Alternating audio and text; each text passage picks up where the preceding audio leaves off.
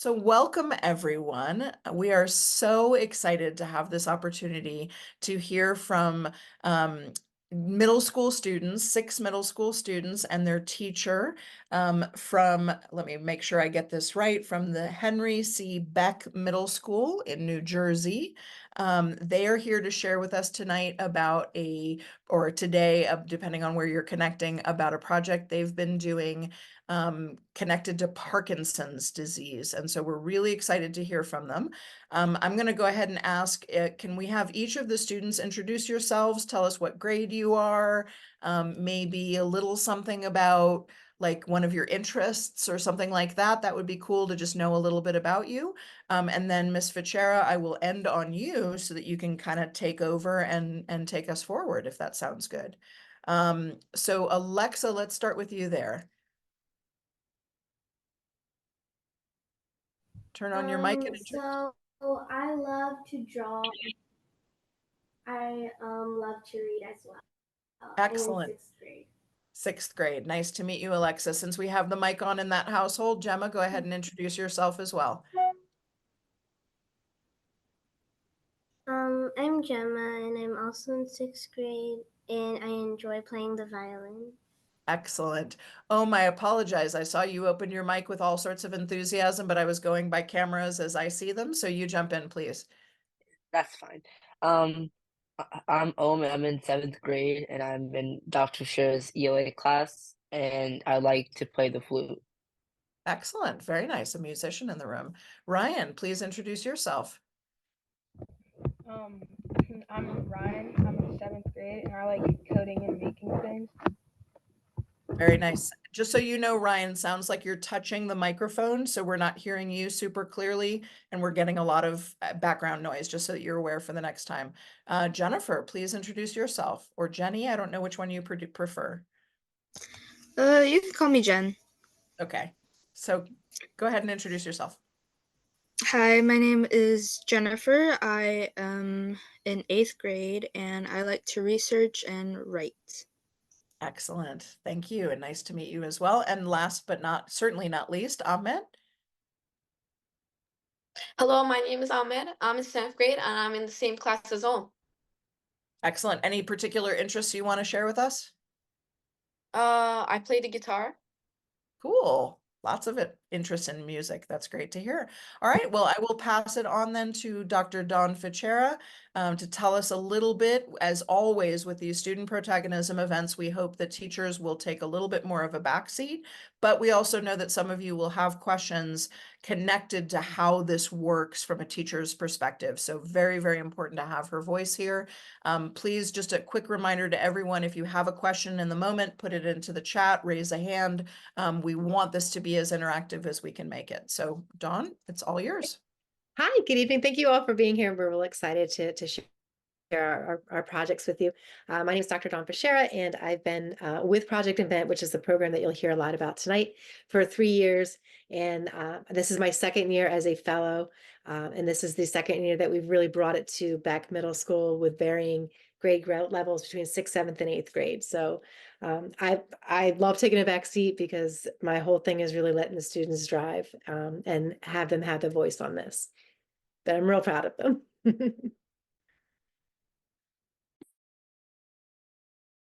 Self on mute. Sorry about that. Well, thank you so much. So where are we starting? Who's getting us going here? What's the plan? Who would like to jump in first? I think that Ryan, right? You were going to go first? Am I showing the slideshow? And Dr. Fichera has frozen again. So let's go ahead and say yes, Ryan, because I don't think we have anybody else doing it. You want me to share my screen? Yes, please.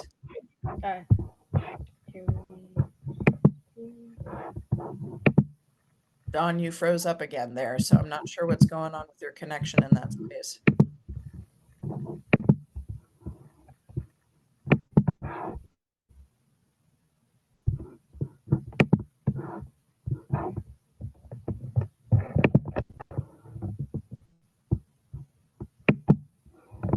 It's loading right now.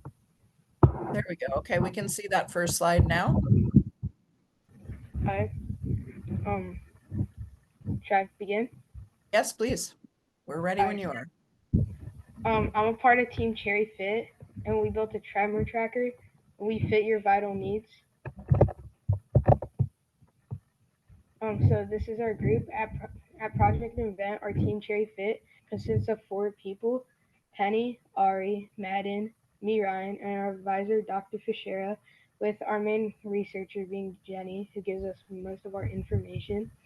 Cherry Fit's first meeting was September 20th, 2022. It's been 2 years of our team, so we did this the first year, and we've strived to make the world a better place.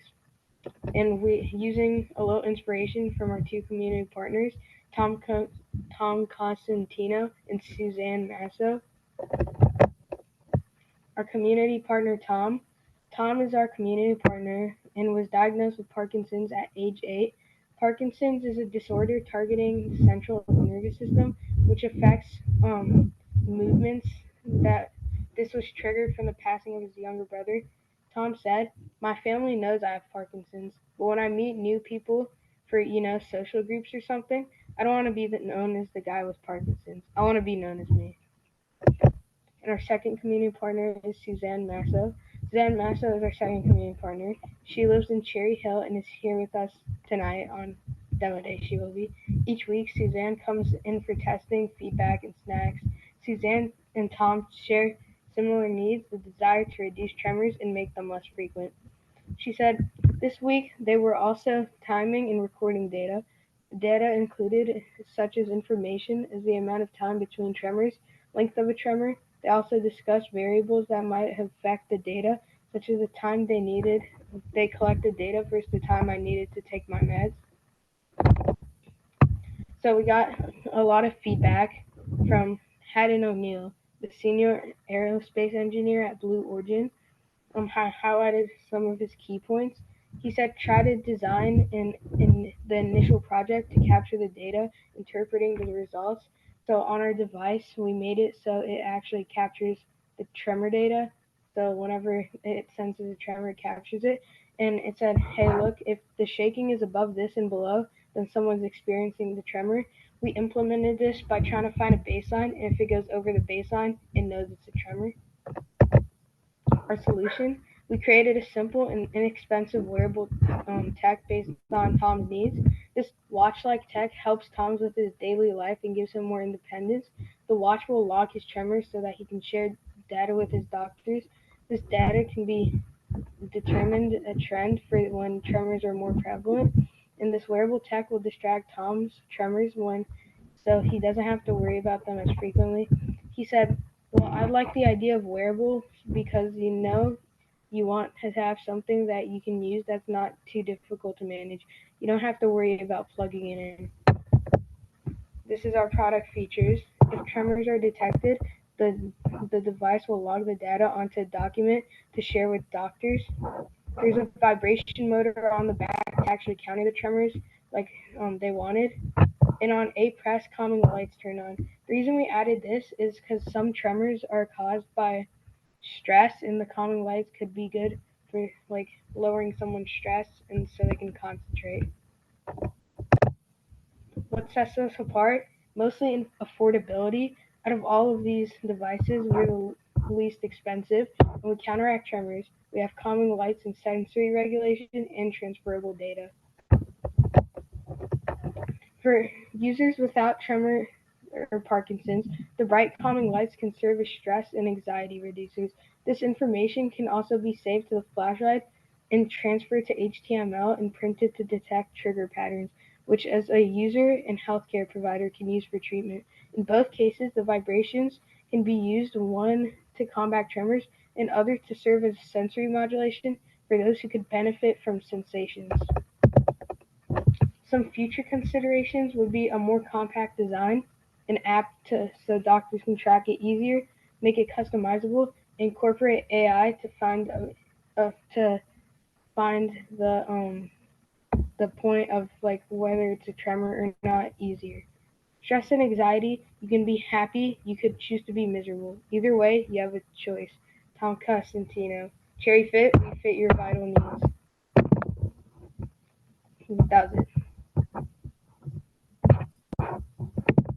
Excellent. So I don't know, Ms. Vachera, if you put together kind of a plan for who might talk more deeply about what? Do you have a plan? No, I really kind of want to just like they were going to go through their slides as a starting point, and then if there were any questions based on Ryan did all the coding for it, so he could speak to the coding, he could speak to the features, what it does, how it acts. But it was just like a starting point to like, here's their project. They have 5 minutes to talk about it, and then if you had questions specifically, and then Jen has been able to transcribe all of both like Tom and Hannah O'Neill's feedback and Suzanne's as well. So she's got like an instrument knowledge of like the empathy mapping. Okay, perfect. Perfect. So let's since we've just been hearing from Ryan for a little while, Jen, let's go ahead and hear from you for a couple minutes about some of the things you learned. And I see we do have Suzanne on the line. Ryan had just mentioned you already, Suzanne, so we might ask you to jump in at some point, but we'll start with the students because obviously this is about spotlighting their work. Jen, go ahead and unmute yourself and tell us a little bit about the empathy work that you did. So, I got my notebook from Project Invent, and this is where I write down all the ideas, the statements, and the questions, and everything that I put together. So I put all of that in my notebook, and I always write them down before I even put them on big paper so that everyone can see. But I do have the questions that I asked our community partner, and I do have his answers that he gave us. You want to share a couple that you found particularly important in that process? Yeah. One of them one of the questions were what specifically do you want more control of? Stiffness of joints, hand, tremors, legs, or movements, or other stuff. And he replied with, the tremors aren't too bad. He wants more control of stiffness, and he also wants to find new ways to reduce his stiffness. Okay. And then another question was, have you tried any exercising therapies, and have any therapies that he's done for like the tremors, and have they worked? He replied with, he hesitated a little bit, if that worked or not, but what he understood is that he would have to come back and back and back. Like he would have to go back to the therapist so many times, and he doesn't want to like do something like that just for him just to go back every week. Right. I made like 18 questions. Very nice. I gave him so many questions, and I wrote everything that he has done, but I've also made them into like words that are like shorter than the answers he did give me. Okay. And what was for you, as somebody who is sort of in charge of understanding how somebody with Parkinson's feels and what they struggle with, what was this process like for you to be the one in charge? Were there any big aha moments for you along the way about what was really going on for the people you were talking to? There were some moments, but I also like listening to like the people. So like I like if they have problems, if they have anything that they want to share, I stop anything that I'm doing and I start listening. Because if you don't listen, that means you don't care. Right. So I stopped everything I was doing and I listened to him. I listened to the questions he gave me. I listened to the students that needed help, and I helped them out. Nice. That's great. Being a good listener is definitely important. That was great, Jen. Thank you for sharing that. Yeah, Mel, you have a question?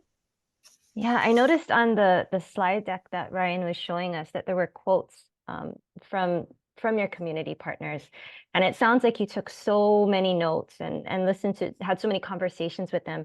How did you select those specific quotes? Like, what stood out to you about them? Great question. Well, I didn't have the idea, but I did have the idea once like I saw like what was happening with the like groups. So I told Doc, why not just I go back to the transcript from the meeting and give and write down the feedback. So I actually have it right here. I have feedback from all the groups. So I wrote down every single one of them. And for me, it did not matter how long it took because I know that they need them. So I just wrote down every single one of them. And if they want to pick it, they can pick it. I didn't mind at all. I just let them pick what quote they want to put. If they want to put their own quotes that they heard from like other people, it's fine with me. I don't mind. Nice. Very nice collaborative style for handling that. Yeah. So what I think might make sense would be for me to ask each of the students to talk a little bit about your role and what the work was that you were the most focused on, if that sounds good. But obviously, Stephen, Emily, jump in with questions if you have any. And John, I think we might benefit from kind of a big picture overview too of how you came up with this project. But I want to stick to the students for a little bit longer first, if that sounds good. So Alexa, let's go to you next, if that's okay. Will you share a little bit about what your role was in all of this and what were some of your kind of key parts and responsibilities? You can open either of the mics. It's probably smart for, yeah, there you go.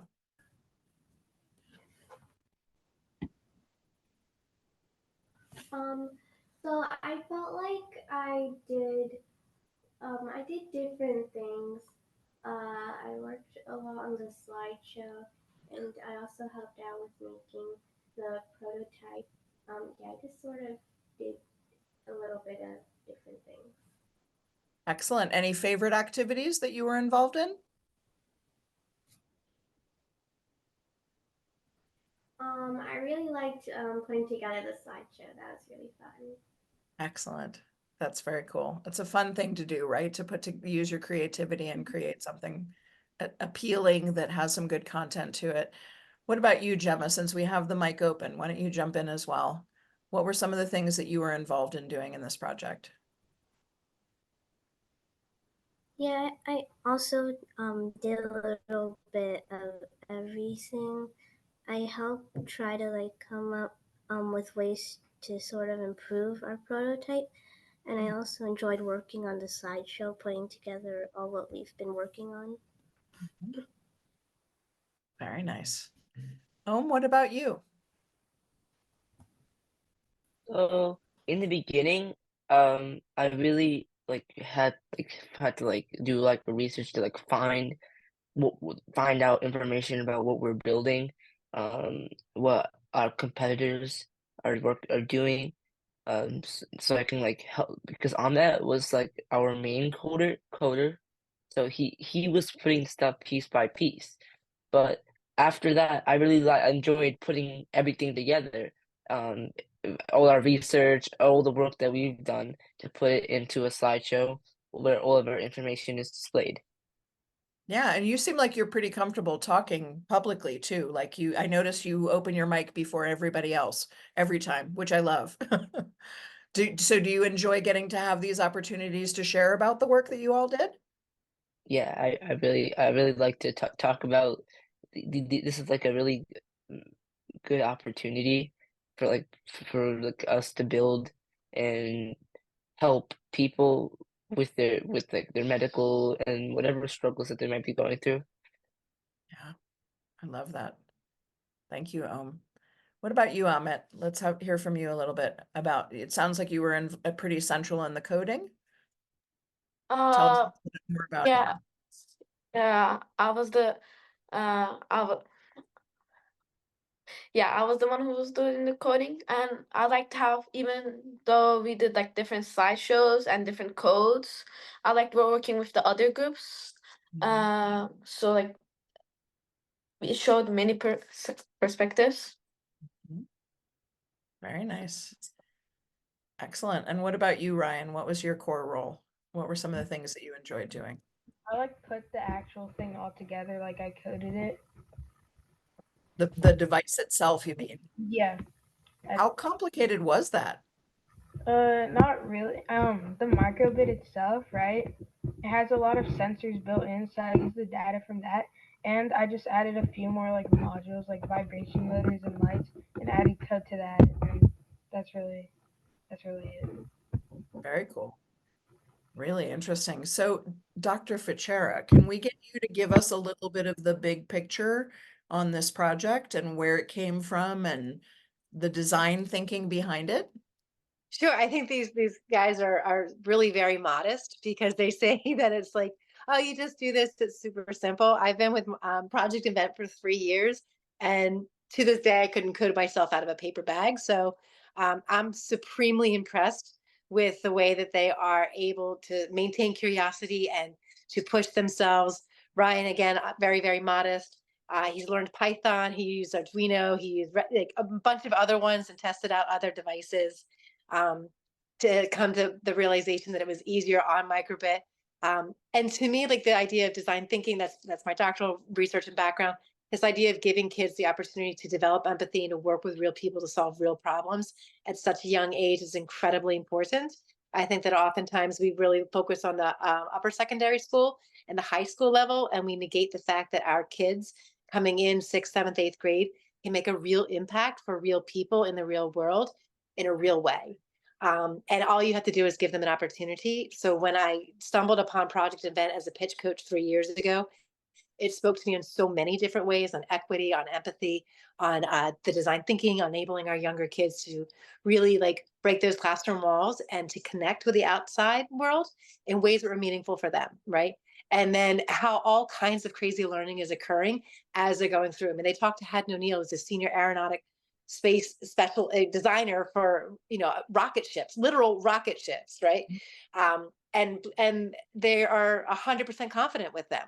So you see like these kids, 11, 12, 13 years old, are learning and pushing and like pushing the boundaries and falling in love with it. And it's all intrinsic motivation. It's like there's no grade attached to it, right? Like we have Suzanne that comes in and she gives us treats and love, and like they all love her. She's like their Grammy, right? But this real world connection, right, with real people. We're so lucky that we had Suzanne in every week to make that connection because it puts on a different atmosphere, right? You're not just blindly designing for somebody. We always say that design thinking, you're designing with your partner, right? The user experience. It's not about you and what you think is great. And that's what the kids take away. Like, how do we design for someone else who really needs something? How do we listen to them? Like Jen taking all the notes, right? And then coding for like Ryan and Ahmet and Owen being like, hey, I had this idea, this came up, right? And the same thing with Jem and Alexa, like, here's an elegant like solution to some complications, right? So allowing them that freedom to think and push without putting constraints and restraints on them. And that is brilliance to me. That's what schools could be, right? Like that's that whole concept of how do we redesign education, and through design thinking and now add on AI, that's how you redesign it. Right. Ah, love that. Love that. So I want to ask, yeah, Jennifer, please jump in. I'm so sorry, I didn't mean to interrupt. No But interruption at all. That's exactly what I was hoping you all would start to do, is start jumping in with things you want to say. but like I was talking today, I was actually talking like to some two beautiful, smart, intelligent girls, about how how long would it take for a scientist to figure all of this out? How long would it take for an engineer to figure this out? How long would it take for different people who are adults and who are intelligent, what they say, to figure all of this out? They would take either years, not months. They would take years or decades just to figure out how to like stop all of this. But us, since we all worked together and we worked as a team, we did this in a few months. And that is something that is actually incredibly crazy to me. Students who are intelligent, who people say that they should not be spoken because we are still learning and our brain is developing, they would figure this out in years and we would have figured this out in months. Yeah. That is crazy. That's amazing, Jen. And it suggests that there's a sort of flexibility to your thinking that maybe adults lose. I've seen that as a writer as well. I've worked with young people who are just extraordinary poets for between 10 and 18. But once they get into adulthood, they start checking themselves too much and worrying too much about whether they said it right. And, and it totally changes the dynamic. I love that. Ahmed, let's hear from This you. also teaches like makes us love design thinking. When I first like got the vibrators working, it was like beautiful. Like once in a million moment. Yeah. I'll bet. I'll bet. I can only imagine. And that's after how many weeks of it not working, Ahmed? Or struggling to get it to work, or 3 months, 4 months, I don't yeah, know, but we know that I thought it would never work, and I thought Suzanne was just acting to make us feel better. I couldn't believe it worked. And it was in a record time, like 2 seconds, 30 seconds, and the tremors would just disappear. that's incredible. Wow. That is incredible. Stephen, looks like you would like to make a comment or question. Sure. Well, I'm just curious. Once you were talking with um, the different adults and community sponsors that you were working with, how did you take the information that he was sharing about the Parkinson's that he had, and how were you able to translate that to what you needed to code? Like, how did you figure out the right kind of motion compared to just like normal motion of, moving your hands around and doing other stuff? I'm just curious how you refined it to get down to understanding that this was specifically a Parkinson's tremor and not just movement. So I saw that wanted to jump in on that, and then we'll hear from Ryan as well. So it really dialed down to what our community partner wanted. That really nudged us to the right direction. Like we've been saying, we want this product to include our community partners. We want to work with them, not for them. So whatever they had to say, we would apply that into uh our learning experience. So basically, just telling us the problem, that wouldn't have gotten us into the right direction. But then when they talked about how this problem was caused, what they're looking for, um, how is it going to help them live the most normal life possible? We just want to connect with our community partners at a deeper level to help us understand what we're really trying to create. Great answer. Looks like we've got lots of hands up now too on this question, Stephen. So Ryan, you're next, and then Ahmed.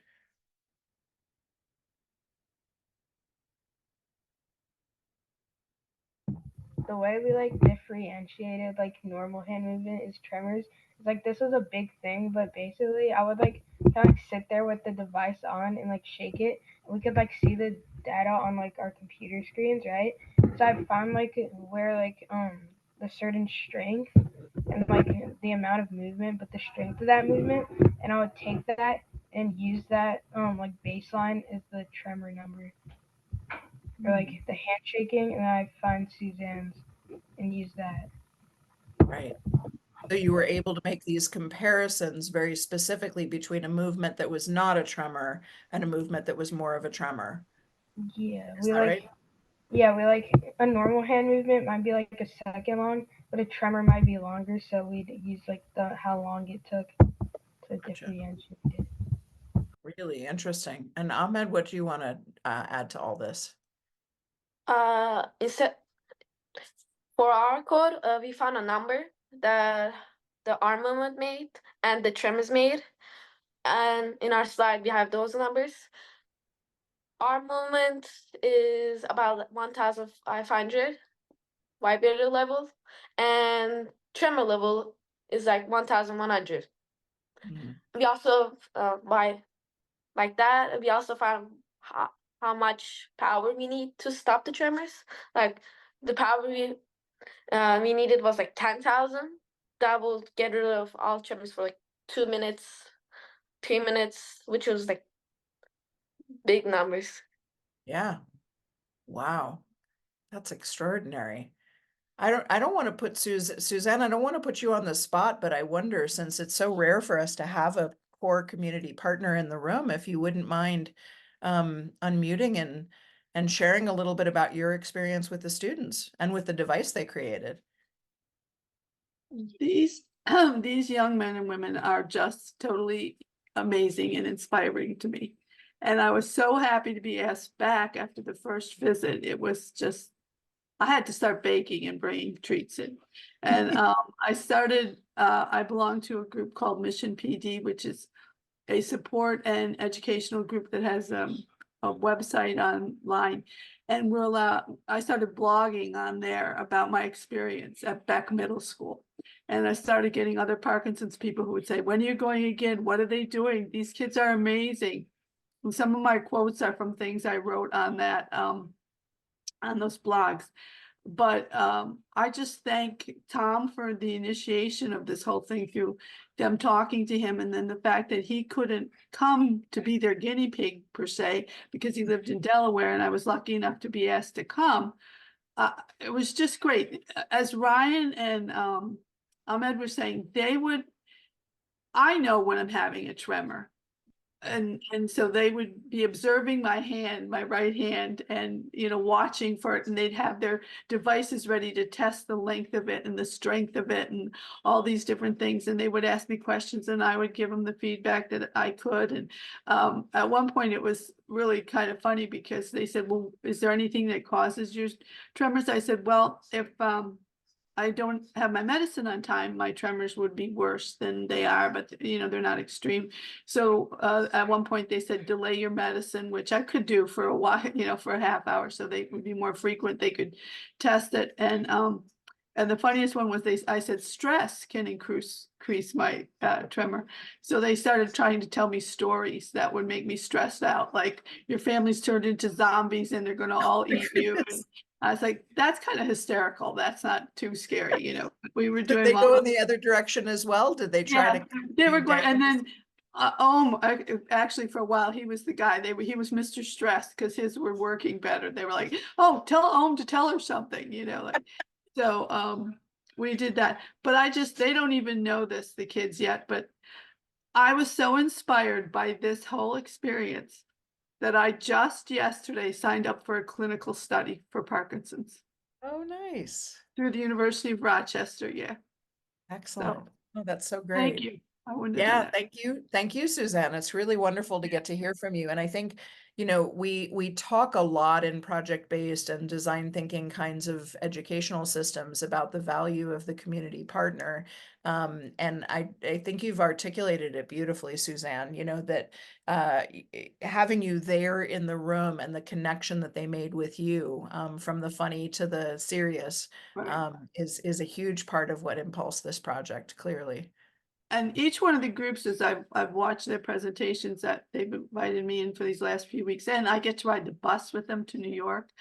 So all of that is great for me. But each group has brought something different and to the table. And I was telling my own movement disorder doctor about it, my neurologist, and he was so impressed.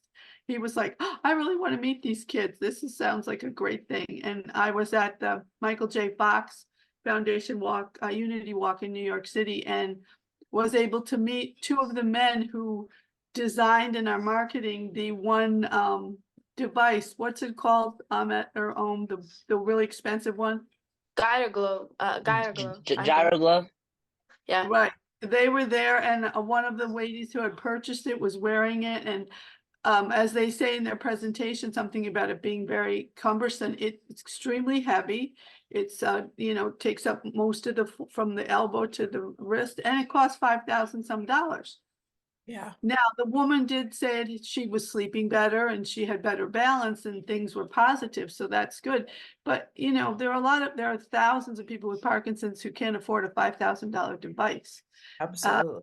So, you know, and then the gentleman gave me his card, and I forget, I think it was Levon and somebody else tried to get in touch with him to ask him some questions, but they weren't able to get to him that day. So, I was. and as they said earlier, yeah, nobody was afraid to call. They just said, here, let me ask Dr. Fitzgerald if I can do this. And they took the card and they were off on their phones. And I was like, whoa. Love it. That's great. All right, thank you, Suzanne. You've had your hand up Thank for a little you. while. Jump in. So I was actually like emailing some of the support companies with like other what is it, like other Parkinson devices, and asked them my own questions to like gather some more data and research. So like that was kind of like funny. And also I was wondering if you like Ahmet was talking about like a portion of his data, so you could like share some parts of our presentation today. Yeah, absolutely. These are things that were not in the slides that you showed us already. Yeah, we have about 15 minutes left. Want to make sure that we continue to hear from all of you. But yeah, if you have other things in particular that you'd like to show us and explain, that would be wonderful. And of course, I invite Stephen, Emily, to jump in with other questions as well and comments. We are another group. We are not in the Ryan's group. We are in another group. We are the Crazy Coders. Me and Okay. Ahmet are representatives from the Crazy Coders group. Okay, so Okay. Ahmet, you were talking about this data. Yeah, should we start from the beginning or should we just No, go? just talk I would about say like the just most go to the important. core slides just because of the Yes, time we yeah, have. yeah, Uh, yes. uh, we have two goals in mind. First, attempt to stop the tremors, and second, to prevent stiffness. Not only does our device effectively address the tremors, but it also records the user's tremor data shown on the right, allowing for precise adjustments based on the data rather than subjective feeling. Like I said before, when the device is open, it reaches the numbers like 100,000. Mhm. This is one example of that. The 84.829 is milliseconds, seconds, and we recorded this every week, almost every week, 5 weeks ago, to figure out like what's the best number that says the tremors are happening, and what's the best number that we can get rid of tremors. Wow. All right. So, I also we were talking about this previously, but this was our like we wanted to be set. We wanted to be unique from other products. We have a distinctive why people should come to us instead of some other uh company. So we compiled some categories. Is it noticeable category and adjustable settings? Some products had those, but we created our own feature, transferable data. None of the products have had them, and by far, ours was the most cheapest. Sorry about the price. This is the price when we're donating our time, but this would be our price once it like our complete costs with our labor involved, Okay. which is still significantly cheaper than Way cheaper. some of these higher numbers here. Absolutely. And especially that highest one. I guess I didn't realize at the beginning, you all are two separate teams, basically. Three. Three separate teams. I apologize. So did you have, I apologize, Dawn, I didn't necessarily realize, do we have 2 other presentations that we didn't get to see then? It's okay. I mean, like Gemma and Alexa have a presentation as well as Omen Ahmet, which you saw a little bit of theirs, and you heard a little bit of what Suzanne had done with them. But I'd love to hear Gemma and Alexa talk a little bit about their Wonder Glove because it's slightly different. Yeah, I would love to hear about that. Yeah, That would be terrific. Thank you, and Ahmed, for explaining about the Crazy Coders work. And I apologize you're if I had welcome. understood that from the beginning, I would have had each of the teams share first. So I apologize for that. No Let's hear problem.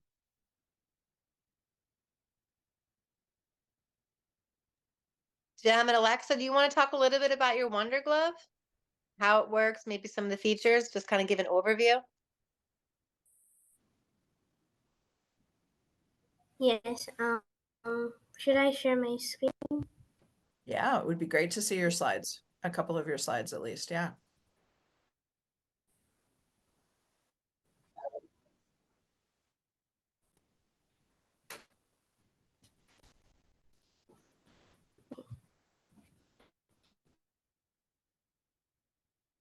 And while we're waiting, maybe one of you could start to explain a little bit because we don't have a lot of time left, so I want to make sure we get to hear from you. My computer is still taking a while to load a little bit, so Okay. I don't know if I can share it. Sorry, why don't you just talk a little bit about it and see what happens with the share Talk and about just it give a without the couple slides. overview. Yeah, that would be fine too.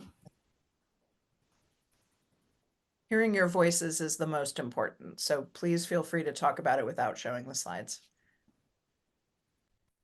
Okay, so what we made is a glove. What we made is a glove that has vibrators in it. That is when you plug in one of the alligator clips and attach it to the microbit, it starts vibrating, which can help counteract tremors.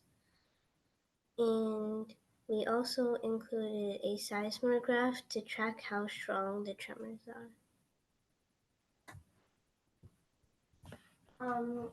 So like the main features of our design is the streamlined, comfortable design. The hidden technology is basically that we invented for community partners. Also, the vibrators are an essential part of our design. And that's basically it. Yes. Okay. Excellent. We're still having a little bit of a delay from your side, but I think we got that. That was good. And so each of these designs was totally different, Dr. Fichera, correct? Like they all had the same goal, but they ended up designing things very differently. Yes. What do you attribute that to? How does this fit into your coursework? You know, all of these very different roles and approaches. Again, it's just kind of letting the kids run with their ideas. I don't have a straight curriculum or coursework. We interview, we empathy map, we work with our community partners, and then the kids are like, all right, well, let's try this or let's try that. And I truly am like just the facilitator. Like it's all about them, their designs, their ideas. They throw things on the wall and see what sticks and what doesn't, and they iterate and they prototype. But I might walk around if like someone had a belt idea or someone had this idea, and then just say, well, what's out there? What could you use it? What normal everyday items do we use that you could transfer over? But the whole process is designed around the students figuring it out, right? So that's like to be a strong facilitator is to take a back seat, right? And to let the kids just fail and improve and iterate and keep doing it. That's the cycle. And I can't say that I was like, here, you try that. They were like, let's do a glove, let's do a wristband, let's do an armband. Let's figure out where the radial nerve is and see where like the most impact is going to be when we put the tremor there. Let's do the research on that, right? So it's really what the kids decided they wanted to experiment with. And again, when you don't say no, there's some wild and crazy ideas that work, right? Right. I love that. Yeah, Suzanne. What was amazing to me, I was a former kindergarten teacher, and when they started telling me about their device, I was like, wait a minute, I used to teach kindergarten. You got to bring this down about 20 million levels because they were talking, decibels and this and that. And I was like, so then they went, oh, okay. And then they dumbed it down, let's say, from my level, which was great. But when they saw something happen that they didn't expect to happen, or they tried their devices on different parts of my hand and my arm, and the interaction between each other and the bouncing off of ideas. Well, why do you think that happened? Well, what's there? Well, why is it working more better here on this part of her hand than it is over there? Well, I don't know. Well, Dr. Fichera, what's that part of her wrist? What's there? It was just so great. They were just so great back and forth. And each team would take turns. There was the watch, and well, why did you try to do a watch? Well, a watch type shape, Oh, why do you have these lights? Well, those lights are supposed to be calming. I was like, oh, okay. And it was just really great. That's all I could say. Yeah, no, I love that, Suzanne. And I love what you're describing is so much that prototyping process, right? And those moments when something happens that you're not expecting. That's great. Jen, we have several people now with their hands up with only about 8 minutes to go, 6 minutes to go, something like that. So we'll have to keep these a little short, but yeah, Jen, jump in. So, I also saw that too. Like, it was crazy at first, cause like I also had to like help the students, like the us like Cherry Fit team, like we had to help them, and it was crazy at first. Like many people were all over the place, and like once like everyone started to come up with like we came up with groups and we came up with ideas and all that, it was just all over the place. But once like they picked their final choice, it was very calming, it was relaxing, it was fun, it was challenging, and it was amazing to see and watch. Excellent. Thank you for that, Jen. What about you, Owen? What do you want to jump in with?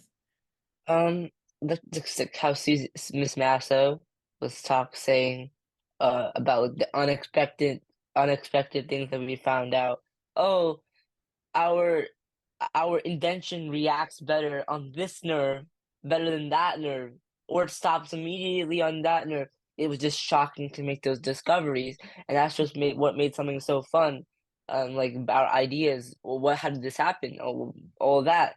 So I really enjoyed the critical thinking and all that had to go into this to figure out what's the best possible outcome for our invention.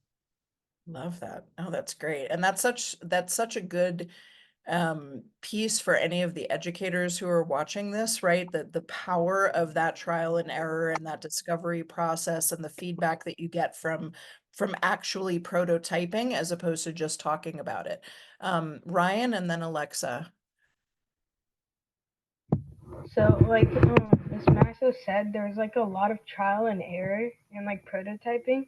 Because at some point when we were like testing out the vibrators to counteract the tremors, I placed on one part of her hand, and instead of reducing them, they actually were like stronger than normal. I kind of like increased them, which was like something that was good to learn about. But like for the actual device, it wasn't that well. But I found some part that like really increased it. Well, yeah, and that's part of the learning process, right, Ryan? Like some of what you learn is what helps, and some of what you learn is what not doesn't help, obviously. Yeah. Alexa. Oop. So I just wanted to shout out to the rest of our team, Jamie, Irene, and Ibrahim, for being a really amazing crew. I also want to thank Jenny for like all the amazing research, and Dr. Fichera for like helping us get moving. This is great. So you all participate, some of you are participating as 6th graders, some of you are participating as 7th graders. Does that mean that some of you will continue to work on this project for another year or two, or have the option to, if you want to? It's different every year. Okay. So last year we had a community partner year, who had congestive congenital hypertension disorder. So every year we get a new community partner, we get a new opportunity. Okay, got it. Ahmed?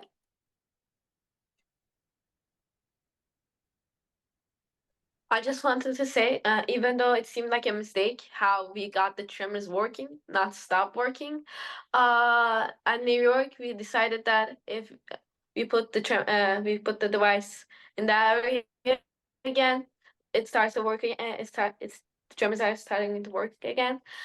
It's gonna work for us because we don't want to present Suzanne without her tremors, and we want to show her, like, show our device stopping her tremors. And even though it seemed like a mistake, starting the tremors was like one of our biggest discoveries. Yeah, and then you didn't have to do that by scaring and stressing her out, right? I mean, that's kind of nice too, right? Slightly mellower way to do it to bring them Or home. maybe she thought it was gonna explode. Maybe. Right. Well, yeah, that wouldn't be good. That wouldn't be good. Yeah, no, but I like the fear-free approach to creating the tremor and then being able to stop it. That's good. So we are almost at the hour. We're going to need to wrap up here. But I first of all want to thank all of you. I have one last question, and that is, are you all producing and selling this? Or is the price and the production more of an idea for the future? Yeah, It's more of an idea for the future. What our plan would be. We actually created a prototype. We actually could get this started, but this was just how we could help our community partner. And next year, we're going to be designing a new prototype for something different. gotcha. Okay, good. And Jennifer? It is a prototype, but I wish that we could sell it in the future, because I also am an entrepreneur, so it's like I can sell basically anything. So if in the future, if I do this again during high school, then I will make sure to put a price, and I will make sure that everyone hears about this club, and that this club is not only for kids. I feel like it could also be for like students who are older than middle schoolers. Love that. Thank you, Jennifer. That's terrific. Well, we are at the hour. Mel, did we have any other upcoming events that we wanted to mention before we? Yes, really quickly. We have one last Ion Student Protagonism event for this school year, and it'll take us into summer for a little bit of a break. It is a group from Roberto Roca Technical School in Mexico. They presented actually once for us before in Spanish, and this will be the English version that they'll be doing. So that will be on June 6th at 7 p.m. They'll be talking about strengthening durable skills throughout project-based learning. And then there's another group that will be doing biomimetic principles and the application of those to wind turbine designs. That's a mouthful. Wow, that's great. Yeah. Wonderful. And we already know the students from Roberto Roca have been extraordinary, so we certainly encourage folks to come back and listen. Thank you to all of the students for your participation and all these wonderful ideas.